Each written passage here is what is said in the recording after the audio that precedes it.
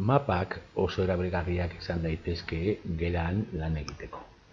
Bai guk aurkezteko informazioa ikasleei, bai haiek bere mapa personalizatuak egiteko guk eskatzen diegun informazioarekin edo ezaugarriekin. Ikusiko dugu mapak egiteko bi era edo erabiltzeko bi era desberdinak. Bata izango da mapa ezagutzen dugun moduko mapa bat egin, informazio bat daukana, eta beste bat, pizka bat interaktiboagoa edo. Nahiko sinpleak dira biak, eta bilatu ditut hortik beste erabilera batzuk edo beste mapa batzuk, eta bi hauek bai erreztasunagatik, bai ematen duten baliabideagatik interesanteak dira. Lehenengoa da mapak mapchart.net, eta horra zuzentzen bagara, ikusiko dugu lehenengoz zenbat mapa dauden, badaude ariketa batzuk edo mota batzuk etako mapak, baina hemen badaukagu aukera guk mapa personalizatu bat egiteko. Berak ematen dizkigun mapaen artean bakarrik aukeratu alda, baina momentu batean aurkitu aldugu bat, noski, badaude herrialde askorena, eta egingo dugu froga txiki bat, hemen adibidez, Espainiako maparekin.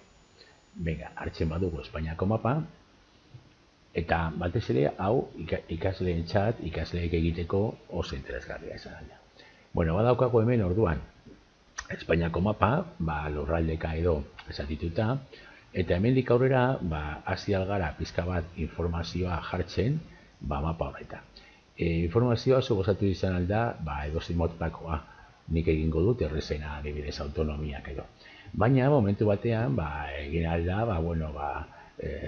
edozein informazioarekin, hauteskundeko emaitzak, COVID-en eragina leku desberdinetan, ez dakit, bitu adibidez, COVID-arena oso aproposa momentu batean, ezta? Edo txertoen evoluzioa edo horrelakorik. Oso simplea da lan egiteko mapa, orduan, hemen badaukago bakarrik 3 pauso, 1, 2 eta 3, bakarrik deskargatu aldugu, irudi moduan, hori behar da desabantaila bat da, ezin da txertatu edo hori embed leku batean, baina gero irudia bai txertatu aldugu lekuren batean. Irudia eta izango interaktiboa bakarrik konsulta egiteko. Ikusiko dugu orduan nola moldatu mapa. Nik egingo dut pizka bat, frogatxo txiki bat, autonomia batzuk markatzen eta nahiko. Lehenengoa aukeratuko dugun zein kolore eman nahi diogun zati bakoitzari, kasu honetan gorria dago jarrita, jarriko dut adibidez Galizia, gorriz guztiak. Aldatuko diot kolorea, adibidez urdina eta Asturiasen jarriko dut. Beste kolore bat aukeratu eta Kantabrian. Eta beste kolore bat aukeratuko dut eta jarriko dut Euskadin. Ikusten baduzue hemen badoa osatzen ja leyenda. Eta hori izango da, hemen badaukagu beste aukera batzuk aldatzeko ondoa, hemengo kolorea, bordez edo borde hauek eta jartzea bordeak agertzea ala ez. Venga, bigarren pausoan jarriko diogu leyenda, izena leyendari, jarriko dugu lurralde autonomikoak,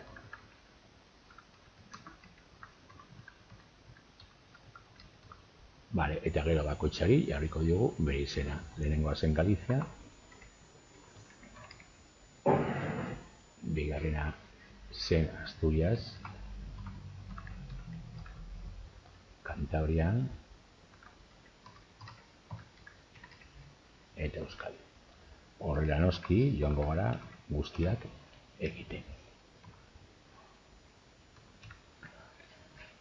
Hemen baita ere leyendan edo badaukagu beste aukera batzuk, ikustea ala ez ikustea, non kokatu, eta letra mota, tamaina eta atxekaldea.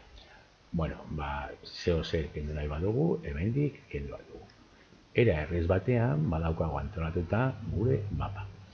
hemendik aurrera egin behar dugun gauza bakarra da salbatu eta deskargatu.